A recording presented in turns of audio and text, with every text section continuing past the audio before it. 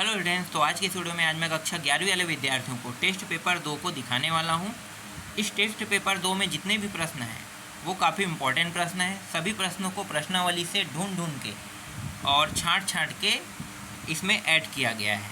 तो आप लोगों के त्रैमासिक, अर्धवार्षिक, वार्षिक इनमें यहाँ से बहुत सारे प्रश्न टाइप टू टाइप देखने को मिलेगा, है ना। तो अच्छे से इन सारे प्रश्नों की तैयारी कर लेना। अभी तो मैं आप लोगों को टेस्ट पेपर का क्वेश्चन पेपर ही दे रहा हूँ, है ना, सिर्फ प्रश्न पत्र ही बस आप लोगों को दे रहा हूँ। फिर इसका सॉल्यूशन भी आपको जल्दी मिल जाएगा किसी अगले वीडियो में। तो देखो, इसमें जो पहला प्रश्न है बहुविकल्पी प्रश्न है। टोटल जैसे अभी आपका जो नया सिलेबस जारी हुआ है ना, उसी के हिसाब से हमने इसे पूरा बनाया है। तो देखो, बहुविकल्पी प्रश्न है, ये संबंध टॉपिक से संबंध और फलन दोनों अध्यायों को मिलाकर मैंने यहाँ पे प्रश्नों को ऐड किया है।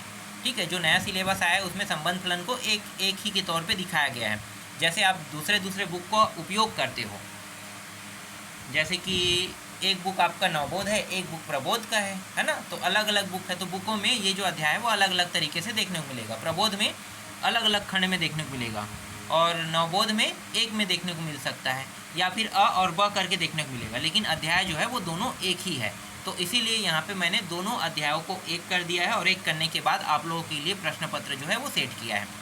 तो देखो, अ जो है उसमें बहुविकल्पी प्रश्न है और पहला जो प्रश्न है वो है, यदि x प्लस ए वाई माइनस 2 बराबर 3 1 तो x का मान ज्ञात कीजिए। यहाँ पे 4 ऑप्शन दिए हुए, चारों ऑप्शनों में से आपको बताना है कि कौन सा ऑप्शन इसका उत्तर रहेगा। दूसरा प्रश्न,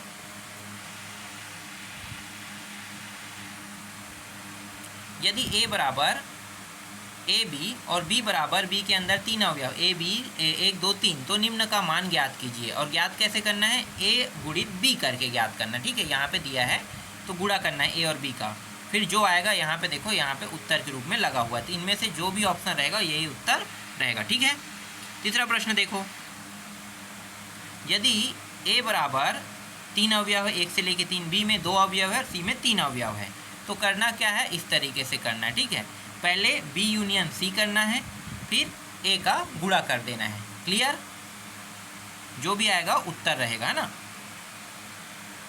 देखो, एन ए गुणित बी ज्ञात कीजिए। यहाँ पे ए का मान 5 दिया हुआ है और बी का मान 4 दिया हुआ है। इनमें से कौन सा उत्तर होगा, हल करोगे आ जाएगा।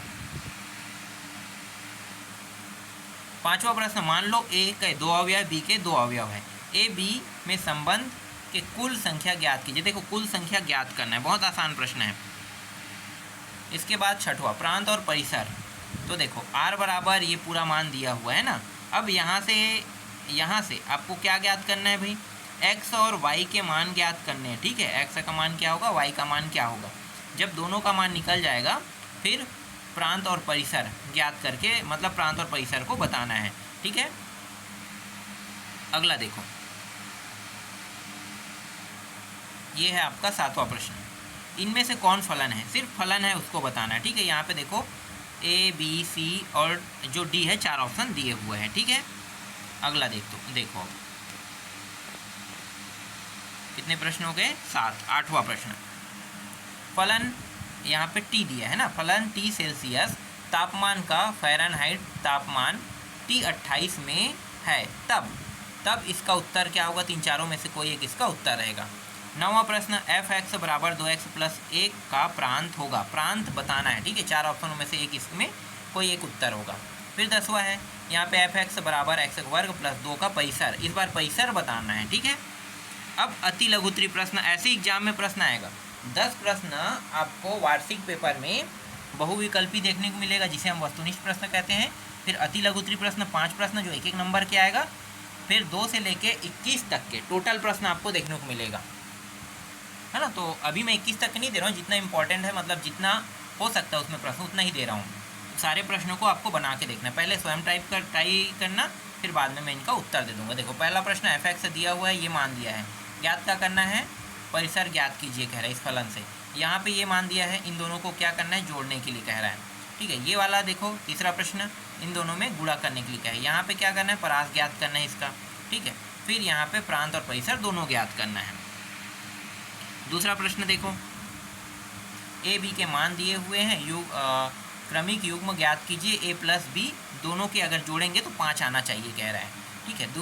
तीसरा देखो जी के मान है और एच के मान है, तो जी गुणित एच और एच गुणित जी करके इसके उत्तर को निकालना है। ठीक है। इसके बाद ए गुणित बी करना है, तो ए गुणित बी के रूप में यहाँ पे सभी मान दिए हुए थे, ए और बी के मान को अलग अलग करना है चौथा में। पाँचवा देखो, अब माना ए का मान ये है तो समुच्चय युग्म ए पर सभी संबंधों की सूची बनाइए कह रहा है। ठीक है। सातवां प्रश्न देखो, सातवां प्रश्न ये रहा ना, तो ए और बी दिए हो, छोटा है, तो यहाँ पे क्या करना है, क्रमित युग्म समुच्चय ज्ञात कीजिए और साथ ही r-1 भी ज्ञात कीजिए। आठवां, निम्नलिखित संबंधों का डोमेन, जिसे हम प्रांत कहते हैं, रेंज मतलब परिसर कहते हैं। ठीक है। तो डोमेन और परिसर जो है वो ज्ञात करना है। यहाँ पे r बराबर दिया हुआ है नीचे में। ठीक है। अगला देखो, नौवां प्रश्न, यहाँ पे fx और gx दिए हुए, तो फलन ये कह रहा है कि f फलन है लेकिन g फलन नहीं है कह रहा है ना, तो ये सिद्ध करना है आपको। ठीक है। f का मान देखो यहाँ पे दिया हुआ है, z में fx a प्लस bx द्वारा परिभाषित फलन है, a b पूर्णांक है, तो a और b ज्ञात कीजिए कह रहा है यहाँ पे। 11वां प्रश्न, यहाँ पे देखो इस तरीके से दिया है, a के मान यहाँ पे दिया हुआ है ना, क्रमिक युग्म के समुच्चयों के रूप में निरूपित कीजिए तथा उनके परिसर भी ज्ञात कीजिए कह रहा है। 12वां प्रश्न, माना n प्राकृत संख्याओं का समुच्चय है और n पर परिभाषित एक संबंध f इस प्रकार है कि f बराबर x 2x और यहाँ पे x बिलोंग करता है n के साथ, तो क्या f n से n एक फलन है? यदि हाँ तो f परास ज्ञात कीजिए, अगर निकल जाएगा तब परास ज्ञात करना है ना। इसके बाद 13वां प्रश्न देखो, fx का मान यहाँ पे दिया हुआ है और f2x है ना, इस तरीके से है, तो क्या ज्ञात करना है, दर्शाइए कि, मतलब सिद्ध करना, मतलब ये हल करना है। तो ये जो fx के मान है यहाँ पे रखना है, बस रख के हल करोगे उत्तर आ जाएगा। 14वां प्रश्न fx है, तो प्रांत और परिसर इस बार ज्ञात करना है। फिर 15वां प्रश्न और अंतिम प्रश्न, fx का मान इस तरीके से दिया है, gx का मान भी है, तो f प्लस g करना है, फिर f माइनस g, फिर f गुणित g और फिर f को भागित करना है g से। ठीक है। तो चारों को निकालना है और अंत में जो उत्तर आएगा इसका फाइनल उत्तर रहेगा। ठीक है। और मैं ये भी बता देता हूँ कि इस अध्याय से कितने अंक के प्रश्न आएंगे। 1 अंक के 2 प्रश्न आने वाले हैं और 3 अंक के 1 प्रश्न, मतलब 1 अंक के 2 प्रश्न आपको देखने को मिलेगा और 3 अंक के 1 प्रश्न आपको इस अध्याय से देखने को मिलेगा। ये दोनों अध्याय मिला के, ठीक है, दोनों अध्याय मिला के, मतलब संबंध और फलन दोनों मिला के। तो इसे मैंने एक ही इसीलिए बना दिया है कि दोनों को अगर एक बनाते हैं तो समझो एक ही अध्याय है। ठीक। तो इसमें जितने भी प्रश्न महत्वपूर्ण मुझे लगा उन सभी प्रश्नों को मैंने दे दिया। अब आपके एग्जाम में जब भी प्रश्न इनसे आएगा ना, इस अध्याय से, तो इनसे संबंधित ही प्रश्न आपको देखने को मिलेगा।